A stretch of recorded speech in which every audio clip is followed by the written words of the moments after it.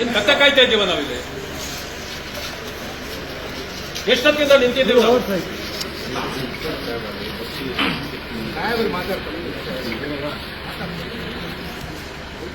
ಒಬ್ಬ opposition leader ನಿಂತಿದ್ದಾರೆ ಅಂತಾರೆ, ನಿಮ್ಗೇನು ಸ್ವಲ್ಪ ಗೌರವ ಬೇಡವಾ? ನಿಮಗೆ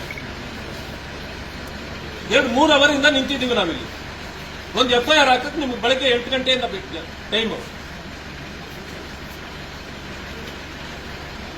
ಈ ಸರ್ಕಾರದ ಗುಲಾಮಗಿರಿ ಮಾಡಬೇಡಿ.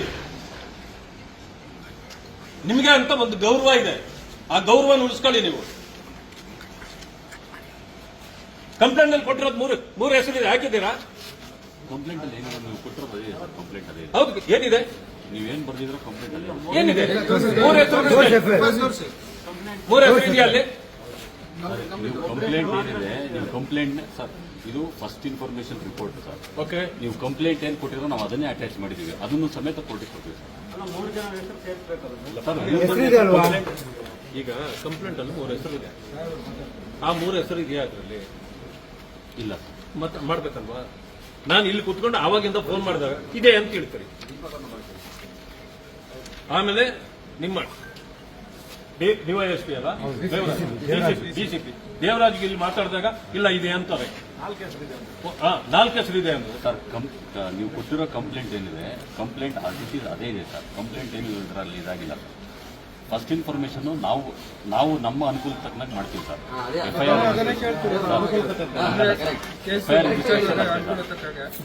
ಸುಳ್ಳು ಸರ್, ಆ ಥರ ಅಲ್ಲ ಸರ್. FIR ರಿಜಿಸ್ಟ್ರೇಷನ್ ನೋಡಿ ಸರ್, ನೀವು ಕಂಪ್ಲೇಂಟ್ ಅಲ್ಲಿ ಏನು ಕೊಟ್ಟಿದ್ದೀರಾ, ನಿಮ್ಮ ಕಂಪ್ಲೇಂಟ್ ನಾವು ಎಂಡಾರ್ಸ್ಮೆಂಟ್ ಮಾಡಿದೀವಿ, ಅದನ್ನೇ ಕೋರ್ಟಿಗೆ ಕೊಡ್ತಾ ಇದ್ದೀವಿ. ನಾವೇನಾದ್ರಲ್ಲಿ ಏನು ಬದಲಾವಣೆ ಏನು ಮಾಡಿಲ್ಲ. ಅದನ್ನು ಮಾಡೋದು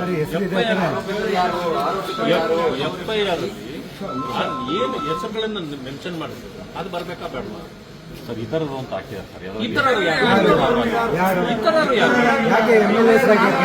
ಹೋಗ್ಲಿ, ಇತರರು ನಾನಾ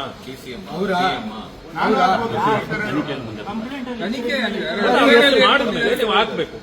ಇದು ಸರಿಯಾದ ಕ್ರಮ ಅಲ್ಲ. ಇದು ಒತ್ತಡ ಬರುತ್ತೆ ನೀವು ಹಿಂಗ್ ಮಾಡ್ಬಿಟ್ರೆ ನ್ಯಾಯ ಕೊಡ್ಸೋರು ಯಾರು? ಇಲ್ಲಾಗೋ ಮಿಸ್ಟೇಕ್ಗಳೇ ಮುಂದೆ ನ್ಯಾಯ ಸಿಗದೆ ಇರಲಿಕ್ಕೆ ಕಾರಣ.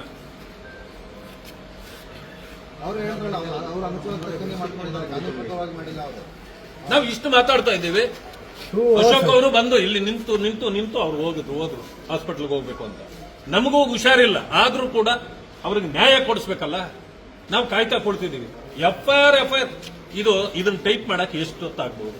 ಕಂಪ್ಯೂಟರ್ 5 ನಿಮಿಷ, ಬರೀ ಹೆಸರು ಚೇಂಜ್ ಮಾಡೋದು ಬೇಡ, 1 ಅವರ್ ತಗೊಳ್ಳಿ. ಈ ರೀತಿ ಮಾಡಿದ್ರೆ ಹೇಗೆ ನೀವು? ಸರ್ಕಲ್ ಇನ್ಸ್ಪೆಕ್ಟರ್ ಬದಲು ಸರ್ ಮಾತಾಡಬೇಕು. ನೀವು ಆಪೋಸಿಷನ್ ಲೀಡರ್ ಇದ್ದೀರಾ, ಸರ್ಕಲ್ ಇನ್ಸ್ಪೆಕ್ಟರ್ ಕರ್ಸಿ ಸರ್. ಇಲ್ಲ ನಾವು ಮಾತಾಡೋದು ಇಲ್ಲ, ಇಲ್ಲಿಂದ ಬಾಡಿ ತಗೊಂಡೋಗೋದಿಲ್ಲ, ಬಾಡಿನೂ ತಗೊಳ್ಳಲ್ಲ. ಹೆಸರು